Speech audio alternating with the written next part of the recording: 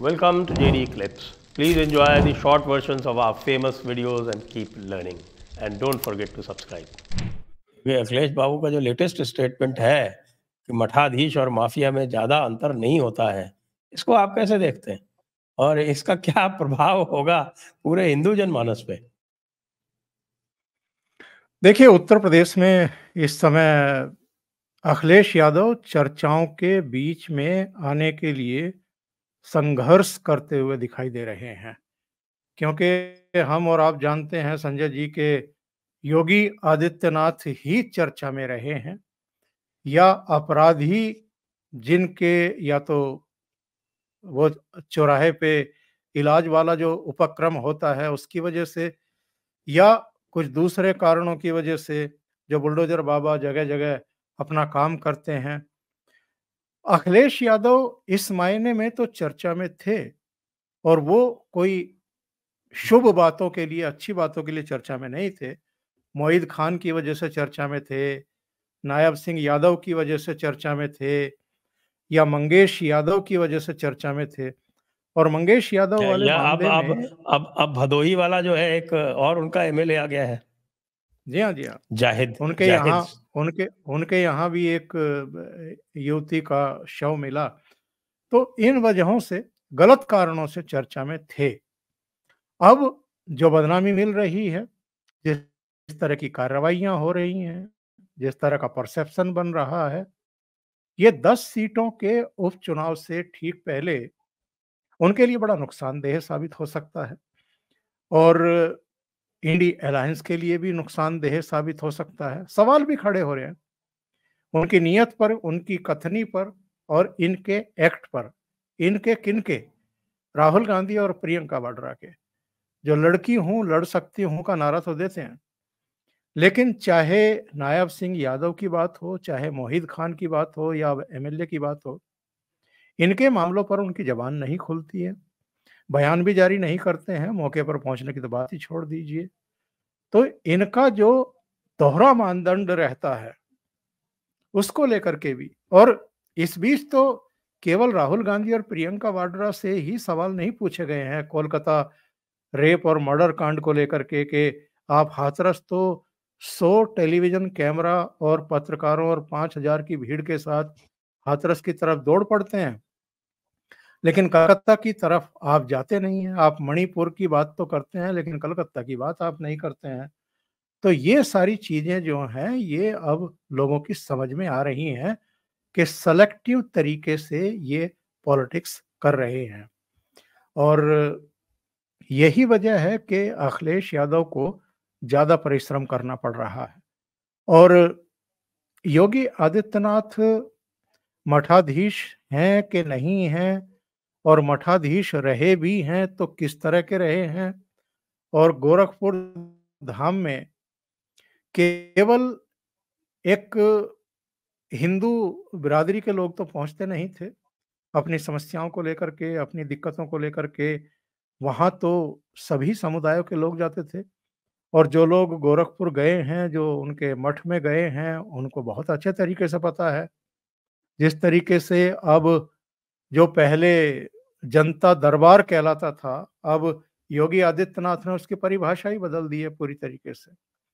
जो मिलने के लिए उनसे आते हैं वो तो चेयर पर बैठे रहते हैं, और उन चेयर पर बैठने वालों में हर समुदाय के लोग जो हैं वो हमें दिखाई दे जाते हैं, महिलाएं भी दिखाई दे जाती हैं। उनकी वेशभूषा से आप उनकी पहचान भी कर सकते हैं कि ये किस समुदाय से हैं।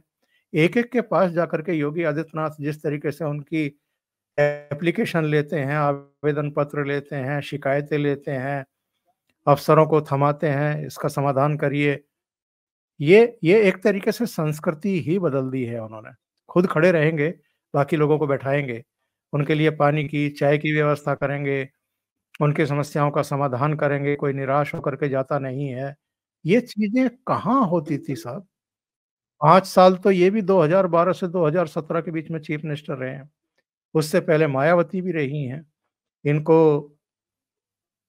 मौके मिलते रहे हैं जन सेवा के, लेकिन जन सेवा के बजाय दूसरे कारणों से ये लोग चर्चित रहते थे। दंगों के लिए चर्चित रहते थे, माफियाओं को संरक्षण देने को लेकर के चर्चित रहते थे। जो बदमाशी होती थी, जो लड़कियों से छेड़छाड़ होती थी, लड़कियों को उठा लिया जाता था, उसको लेकर के चर्चा में रहते थे। आज की तारीख में तो योगी आदित्यनाथ की अगर कीर्ति पताका फहर रही है और यूपी की सरहदों के बाहर चली गई है, तो इसकी वजह से कि उनका जो कामकाज करने का, जो प्रशासन का उनका तरीका है, जो फैसले लेने का उनका जज़्बा है, उसकी वजह से वो पूरे देश में लोकप्रिय हो रहे हैं। इनको लगता है कि साहब अगर योगी आदित्यनाथ इसी तरीके से मतलब लोकप्रियता के मामले में आगे बढ़ते रहे, तो फिर उनको कौन पूछेगा? वो तो अपने आप को एक्चुअल में अ, अगला मुख्यमंत्री मान करके चलते हैं ना, तो अगला हुँ। मुख्यमंत्री तो आप बनेंगे ना जब आप योगी जी की छवि को थोड़ा बहुत दागदार करेंगे और अपनी छवि को चमकाएँगे, तो छवि तो चमक नहीं रही है इनकी।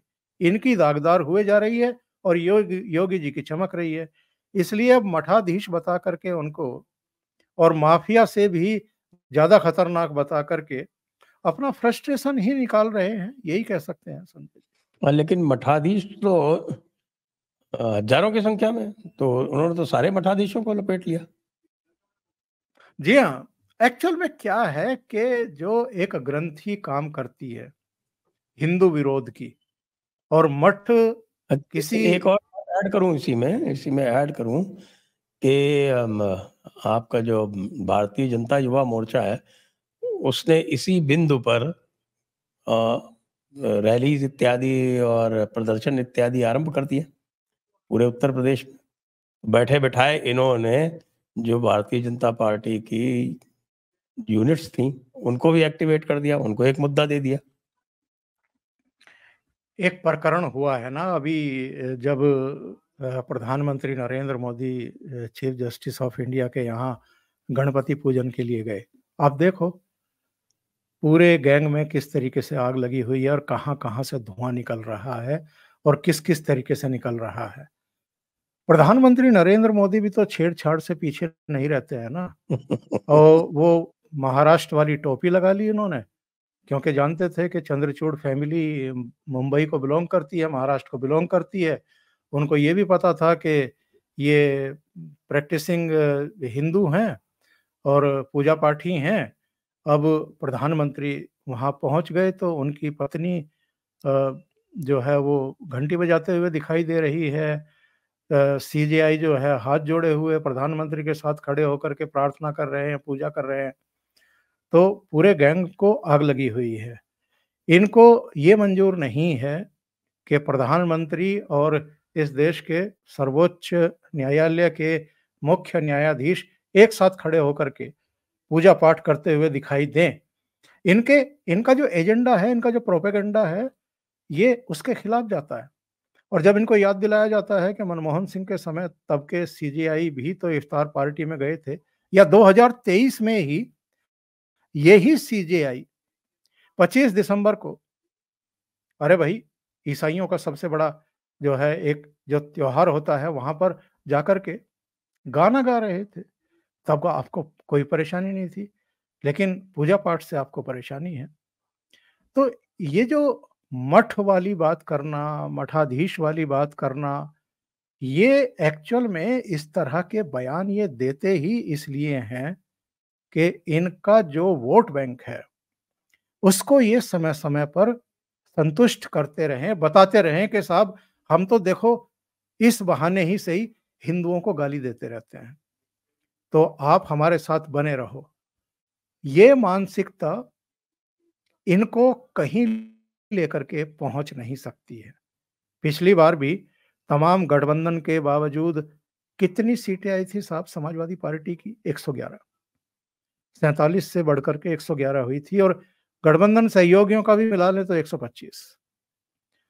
तो आप ऐसी स्थितियों परिस्थितियों में इस तरह की राजनीति करके आप एक इस देश की जो आत्मा है, उस पर प्रहार करके आप कहीं नहीं पहुँच सकते, किसी पद तक नहीं पहुँच सकते। और ये जो अभी हाल की 3 घटनाएँ हुई हैं साहब, एक तो शिमला के पास संजौली में, जिस तरीके से हिंदू भूल गए वो कौन बनिया है, कौन ब्राह्मण है, कौन अनुसूचित जाति का है, कौन ओबीसी है, कौन क्या है। वो सब एकजुट होकर के सड़कों पर उतर आए। उन्होंने परवाह नहीं की, बैरिकेड तोड़ दिए, उन्होंने परवाह नहीं की, 163 लगी हुई थी, उन्होंने डंडे की परवाह नहीं की, उन्होंने पानी की बौछारों की परवाह नहीं की और उसमें सब थे।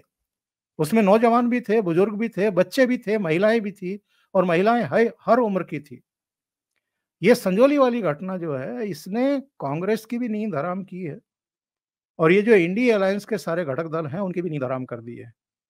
क्योंकि इससे एक इंडिकेशन चला गया है कि जो कुछ बांग्लादेश में अभी हाल में घटा है, जिस तरह की क्रूरता, बर्बरता और जिस तरह की नाइंसाफ़ी वहाँ पर उच्च पदों पर बैठे हुए हिंदू महिला और पुरुषों से जबरन इस्तीफे लिखवाए गए हैं, जिस तरीके से उनके घरों में जाकर के बहन-बेटियों के साथ दुर्व्यवहार किया गया है, उनकी अस्मत से खिलवाड़ किया गया है, जिस तरह उनकी हत्याएँ हुई हैं, उसका कहीं न कहीं यहाँ असर दिखाई दे रहा है। संजय जी, मैं एक बात और कहता हूँ, हो सकता है आप और बहुत सारे मित्र मेरी इस बात से सहमत ना हों, लेकिन भारतीय जनता पार्टी और नरेंद्र मोदी अगर इस चुनाव में 240 पर थम गए हैं, कहीं न कहीं हिंदू कम्युनिटी को अब अपनी गलती का एहसास हो रहा है और उस गलती का एहसास होने की वजह से ही अब उनके रिएक्शन हमें दिखाई दे रहे हैं। वो चाहे संजौली हो, चाहे मंडी हो, चाहे सूरत हो।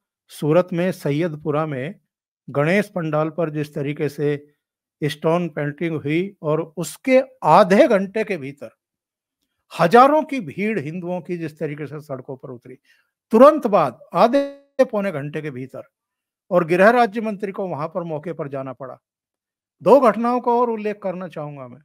सिलीगुड़ी में फरवरी में त्रिपुरा से एक शेर और शेरनी को लाया गया था। शेर का नाम अकबर था, अकबर रख दिया गया और शेरनी का नाम सीता रख दिया गया। वहां पर हिंदू जागरण मंच के बैनर के नीचे लोग सड़कों पर उतर आए और उन्होंने कहा कि ये सनातन धर्म का सीधा अपमान है, डेलिबरेटली ये अपमान किया जा रहा है। वो चीजें चेंज करनी पड़ी, माफी मांगनी पड़ी। और अभी बांग्लादेश में जब ये क्रूरता और बर्बरता हो रही थी, तो उसी सिलीगुड़ी में फिर लोग उसी जागरण मंच के, हिंदू जागरण मंच के बैनर के नीचे सड़कों पर उतर उतर कर दिखाई दिए। फिर बंगाल में भी दूसरी जगहों पर और भारत में भी दूसरी जगहों पर वो सब चीजें हुई हैं। ये जो नए सिरे से हमें एकजुटता और एक जागरण दिखाई दे रहा है, हिंदुओं में जो एकजुटता दिखाई दे रही है, ये जो आरक्षण का झुनझुना, संविधान बदल देंगे, आरक्षण बदल देंगे, आरक्षण वापस ले लेंगे, ये जो शिगुफा छोड़ा था इन्होंने, उसकी हवा निकलती हुई दिखाई दे रही है। इसलिए आप हर स्तर पर देख रहे हैं कि इनमें एक घबराहट है, परेशानी है। हिमाचल के मुख्यमंत्री भी बयान दे रहे हैं कि साहब या तो मंडी मस्जिद वाले खुद अपना वो हटा लें, नहीं तो हम हटा देंगे। और इसी तरह की बातें अब संजौली प्रकरण में भी आ रही है। ये पर्दे के पीछे से एक सक्रियता कांग्रेस की और सरकार के प्रतिनिधियों की थी, जिसकी वजह से संजौली मस्जिद कमेटी के लोग भी और मुस्लिम वेलफेयर कमेटी के लोग भी एक एप्लीकेशन लेकर के नगर निगम के आयुक्त भूपेंद्र अत्री के पास पहुंचे कि साहब, जो भी आपको अवैध दिखाई दे रहा है उसको सील कर दीजिए या आप हमें कहिए, हम गिरा देते हैं। अरे भाई, पूरी मस्जिद ही अवैध है। ये तो सरकार ने मान लिया, उसके मंत्री ने मान लिया, अनिरुद्ध सिंह ने, कि ये तो, और आरटीआई में आ गया, जो कमल गौतम ने आरटीआई लगाई थी उसमें स्पष्ट हो गया, ये सरकारी जमीन पर अवैध रूप से पूरी मस्जिद बनाई गई है। तो अब तो वहां के लोग ये कह रहे हैं कि पूरी को ही हटाइए, यहाँ से बड़ी गुंडागर्दी हो रही है, लव जिहाद शुरू हो गया है, चोरी चकारी शुरू हो गई है, आती जाती लड़कियों के साथ छेड़छाड़ हो रही है, पूरा माहौल खराब हो रहा है। और शुक्रवार को तो जिस दिन नमाज वगैरह का होता है, उस दिन तो बहुत ही बुरा हाल हो जाता है यहाँ का। तो मुझे लगता ये है कि जो मैं आपको शो शुरू होने से पहले कह रहा था कि साहब, जो ये 2 राज्यों के अभी चुनाव हो रहे हैं, इसके बाद झारखंड महाराष्ट्र का होगा और फिर अंततः दिल्ली में भी होना है। इन 5 राज्यों के चुनाव में भी ये जो नए सिरे से हमें हिंदुओं की एकजुटता दिखाई दे रही है, जागरूकता दिखाई दे रही है और कहीं न कहीं कोई एक प्रायश्चित का पुट भी कहीं है अंतर्मन में कि साहब कुछ कमी रह गई, कुछ गलती रह गई कि 32 सीट पहले ही भारतीय जनता पार्टी रुक गई और इन लोगों को संसद के भीतर भी और संसद के बाहर भी नृत्य करने का मौका मिल गया, भोंडा नृत्य करने का मौका मिल गया। तो वो शायद इस प्रायश्चित में भी फिर से एकजुट होते हुए हमें दिखाई दे रहे हैं।